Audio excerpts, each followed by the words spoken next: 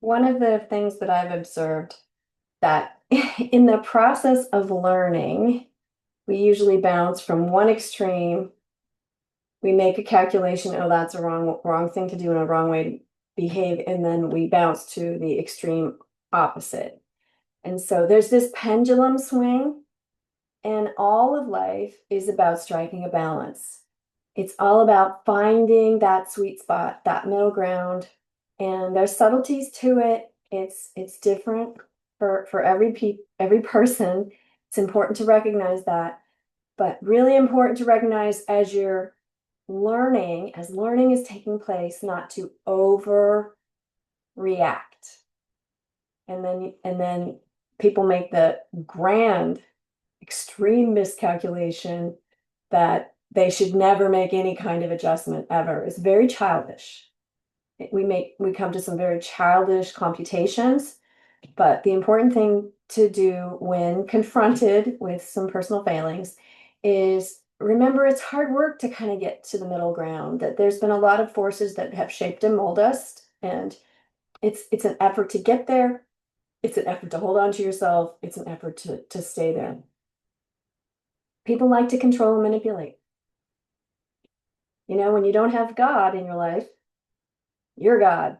And that's what you do to the people around you. You control and you manipulate. February 23rd. Even as a child, I had grown-up responsibilities.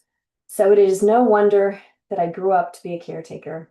It seemed so comfortable, so automatic to think of others first and to give myself completely to whatever crisis was at hand without a thought for myself. When I became aware that this was not one of my most admirable traits, but instead was a form of self-destructiveness, I was horrified. I set out to wipe all such behaviors and attitudes. I was determined to become as self-involved and uncaring as possible. Fortunately, I failed to make such a radical change. Today, years later, I am still a caretaker, and I probably always will be. But now I consider it a valued characteristic, a gift of my upbringing that can greatly enhance my life if I don't carry it to the extreme. Although I no longer do things for others that they could do for themselves, I still try to be nurturing to them as well as myself. Al-Anon helps me find some balance. Today's reminder. Today I will try not to condemn parts of myself while accepting other parts. I am a composite, and I love myself best when I embrace all that I am. And there's a quote: my imperfections and failures are as much a blessing from God as my successes and my talents, and I lay them both at his feet. Mahatma Gandhi. This is such a complicated topic because sometimes when parents aren't particularly mature themselves, they hand out roles to their children. And some kids have very little control over who they're allowed to be because they've been given an assignment. And there's a lot of pressure to comply.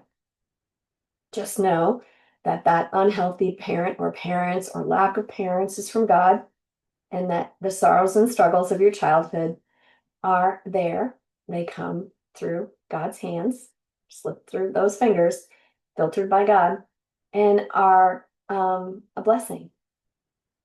Just might not have come to that place of realization yet.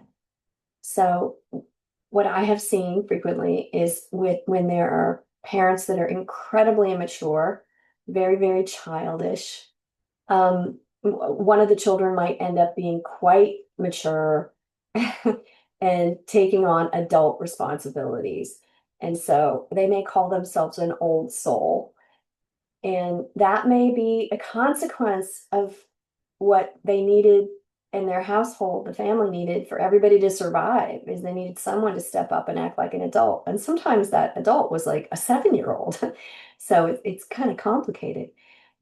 But in those situations, you'll see a very burdened person who is like an old soul. And what I like to say is, well, the old soul is always in the process of shedding those responsibilities and getting younger. And for those of you who got to be a child and had fun and enjoyed their childhood, recognize the blessing of that. And when you run into an old soul, treat them kindly, please.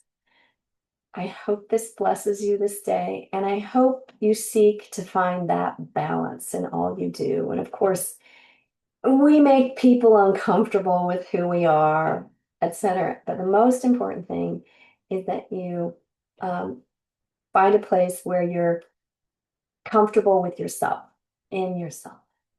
Find that place of peace and acceptance.